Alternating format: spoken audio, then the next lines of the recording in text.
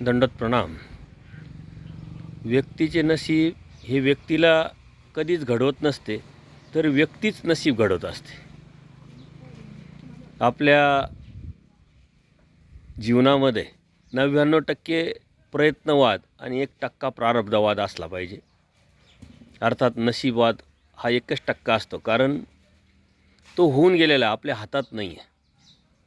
आणि आजचं जे आपलं जीवन आहे ते मागच्या कर्मावरती चालू आहे. म्हणून सर्वज्ञ श्रीचक्र स्वामी सांगतात की कर्मवश सकळे पावे.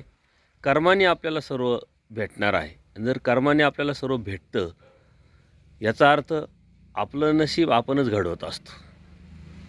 म्हणून नशिबावरती विश्वास ठेवून चालणारे जे लोक आहे ते आपल्या जीवनामध्ये कधीच काही करू शकत नाही. परंतु प्रयत्नवाद हा आपला महत्त्वाचा आहे आणि प्रयत्न जो करत असतो त्याला दैवही साथ देत असतं, दैवही सहाय्य करत असतं.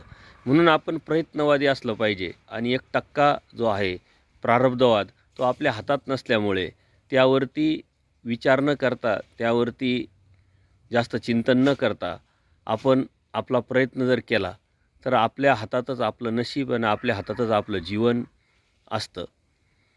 परमेश्वर भक्तीच्या अनुषंगाने आपण ज्यावेळेस असा विचार करू त्याच वेळेस परमेश्वराची प्राप्ती आपल्याला होऊ शकते. कारण अप्रयत्नानेच आपण अनेक आजपर्यंत सृष्ट्या वाया घालवलेल्या आहे आणि अप्रयत्नानेच आपल्या जीवनामध्ये दुःख पण येत असतं. म्हणून प्रयत्नवाद आपल्या जीवनाचा, आपल्या धर्माचा पाया असला पाहिजे.